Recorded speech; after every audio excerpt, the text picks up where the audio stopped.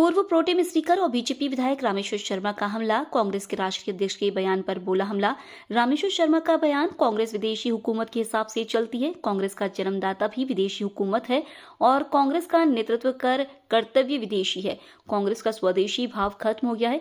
महात्मा गांधी ने देश में राम राज्य की कल्पना की थी, कांग्रेस ने राम को ही नकार दिया है। चीन के इशारे पर पाकिस्तान के टुकड़ों पर पलने वाली आज की कांग्रेस है। पिताजी ने आपका नाम मल्लिकार्जुन रखा। आपसे उम्मीद थी कि आप राम गंगा गौ माता को जानते होंगे। गीता गंगा गौ माता भारत की आत्मा है। मैं दिग्विजय सिंह जी को आज दिनांक तक कहता आया हूं कि राजनीति में सरेआम झूठ बोलने वाले कोई लीडर का नाम है तो वो दिग्विजय सिंह जी का है।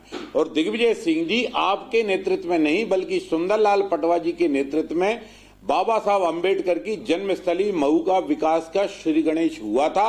भारतीय जनता पार्टी ने इसकी विकास की नींव रखी और आज दिनांक तक भारतीय जनता पार्टी चाहे पटवा सरकार रही हो, चाहे उमा जी की गवर्नमेंट रही हो, चाहे बाबूलाल गौर जी की गवर्नमेंट रही हो, चाहे शिवराज सिंह चौहान जी की गवर्नमेंट रही हो, चाहे डॉक्टर मोहन यादव जी की गवर्नमेंट रही हो, आज दिनांक तक बाबा साहब के जितने तीर्थ स्थल हैं देश के अंदर देखा जाए तो पहले तीर्थ स्थल का विकास पंडित अटल बिहारी वाजपेयी जी की सरकार ने किया। इसके बाद लगातार मोदी जी जितने भी बाबा साहब अंबेडकर के तीर्थ स्थल हैं सबका विकास किया।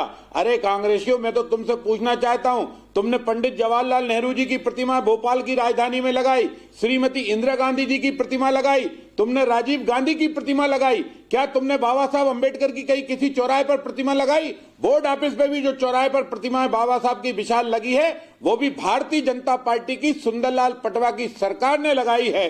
और उस समय विश्व हिंदू परिषद के अखिल भारतीय संगठन महामंत्री और हिंदू जागरण के प्रोधा आदरणीय अशोक सिंघल जी ने उस प्रतिमा का उद्घाटन किया था, अनावरण किया था। और आज हम फिर कहते हैं कि हमने गणेश मंदिर से गायत्री मंदिर के पुल का भी नाम बाबा साहब अंबेडकर के नाम पर रखा।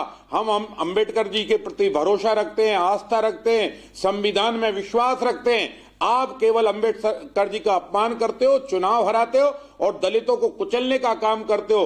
तुम दलितों को झूठे बहलाने और फुसलाने के वादे करते हो, हम दलितों के उत्थान के काम करते हैं। चाहे अटल जी की सरकार हो, चाहे मोदी जी की सरकार हो, चाहे प्रदेशों में भारतीय जनता पार्टी की सरकार हो, हर सरकार बाबा साहब के संविधान का पालन करती है और बाबा साहब के बताए हुए और गांधी के बताए हुए मार्ग पर चल के गरीबों के कल्याण की योजना चलाती है।